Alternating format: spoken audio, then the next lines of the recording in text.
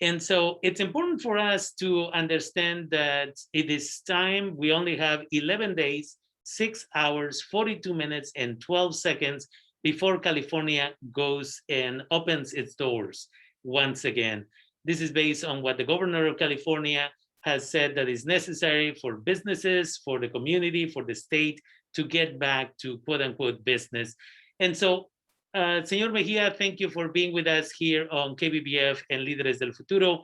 Can you give us an update as to what's going on with the vaccine so that our community members can be aware of how much work still needs to be done?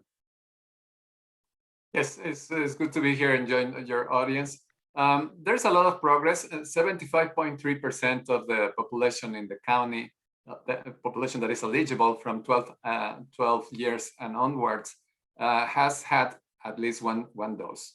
That's great, but we're still targeting 24.7%, which is composed in the brackets of population age basically 12 to 15, 16 to 24, and 25 to 34. Those are the groups that are still having percentages larger than 40% still to be vaccinated. There's enormous response, especially from kids, 12 to 15, 33.8%. It's not even 3 weeks that they were eligible, and they have already had the first dose. We are trying to target more the groups between 16 to 24 and 25 to 34 years of age, because that's where we are stocked. And by that, I mean that the COVID cases, the positive cases that have been happening in the last 2 or 3 weeks are precisely in that group and in people who has not been vaccinated, which is proving that the vaccines are really effective, and the people that is not being vaccinated is the most affected. You were mentioning that how close we are for the reopening, wide open the economy all throughout the states. And that implies more mobilization, that implies much larger gatherings.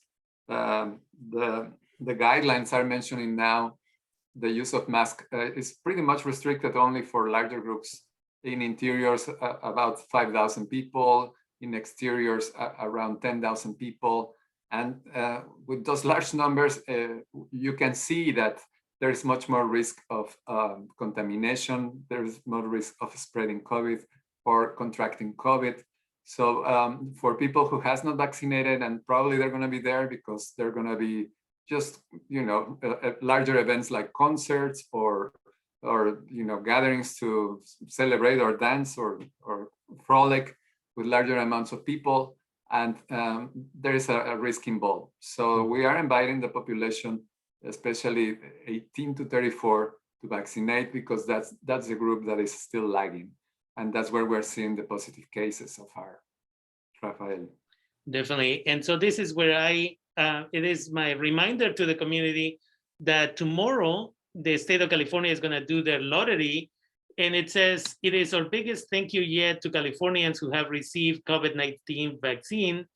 10 winners will be selected on June 15 to receive $1.5 million each, simply for having themselves vaccinated. This is open to individuals who are California residents. It doesn't matter if they are US citizens, residents, or undocumented immigrants, age 12 and older, and who have received at least one vaccine. And then tomorrow, 15 individuals will be able to qualify, and there's going to be another, again, opportunity to qualify for $50,000. And then on the 11th, there's going to be another 15, and then 2 million people will qualify for a $50 gift card. And so it's important for people to understand this. There are a lot of benefits just simply for, getting vaccinated and doing the right thing. Yeah, that's amazing. I mean, and with those incentives and with the many options, the mobile clinic is all over the county. You can go to curative.com and check all the schedules. And no matter where you are in the county, there is vaccine for you. Talk to your doctor if you're still hesitant. That's where you can get more accurate answers to your doubts, to your questions. And there is also vaccine available in pop-up centers, in clinics, in pharmacies. So it's all throughout. There's plenty of vaccine, and now there is the incentive to get it. So why not get it? You know, it's the vaccine. It stays only 2 days in your body. The COVID symptoms can stay, you know, months with you, or inclusively damage one of your vital organs permanently. No matter if you're young. You know, young people. It's true that the majority have had really mild symptoms when it comes to becoming positive of COVID. But it's also true that is the population that has registered more permanent damage or more long-term damage. You know, Exactly. We still don't know if it's permanent, but we can call it long-term right now. After a year, there's people who had COVID last year, you know, in April, May last year, and they're still suffering from that. And it's young people. So, you know, that's not the future that you want as a young person. You want to be healthy because, you know, the more we reopen the economy, the more we're going to participate actively the way it was before. So, you know, we need you to be healthy. And that's where parents need to support their children 12 and older to get vaccinated.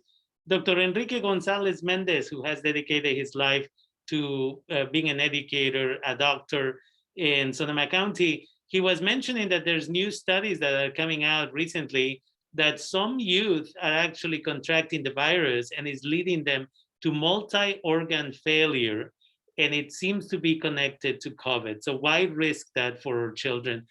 And with that, I want to remind people that today, Thursday, at Our Lady of Guadalupe in Windsor at 8400 Old Redwood Highway until 6:30 p.m., Curative is providing the vaccine. And we are going to be on Sunday at LC Allen High School providing the second shot for people who already got it basically 3 weeks back. We were there on Saturday, and now we're going to be there on Sunday from 1 p.m. until 6 p.m. You can either make an appointment or show up without an appointment if you got it at that location. They actually, at the last second, last Saturday, decided to take anyone who has gotten it through Safeway. This is the Pfizer vaccine only. And if you say, I haven't gotten it, but Sunday is the only day that I have, one of the locations here in Santa Rosa that will be ready for first-time vaccination will be at the Karen Town Center by Target, and this is Curative as well from noon until 6:30. So if you want to get it for the first time and you live in that area, go get it. If your child went to LC Allen High School 3 weeks ago to get the shot, the first one, then after that, you can take your child to get the second shot. So again, as you mentioned, there's plenty of locations to get the vaccine. People just need to take advantage of it. And as I've been saying, right, if nothing else is going to motivate you, those $1.5 million in prizes are going to be there for you. And again, if you heard that information here and you feel you're going to have to pay taxes on the money, so you can always remember KBBF and Lideres del Futuro, make a donation. As nonprofit organizations, it is tax deductible. And talking about money, can you talk to us about this support program for people who fell behind on their rent payment? Can you tell us a little bit about that? Yeah, that's the program ERAP that began on April 19.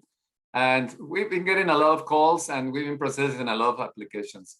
So from April 19 to May 27, there has been 1,301 applications that have been processed.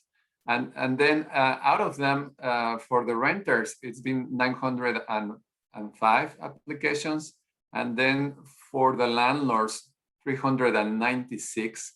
And altogether amounts to $2.3 million that have been allocated to help these people who have fallen behind in the payment of their rent or their utilities, including the power, the telephone, the internet inclusively. So there's still 29 millions available, you know, through the rest of this year, by the end of September, if I recall correctly, that the program is open.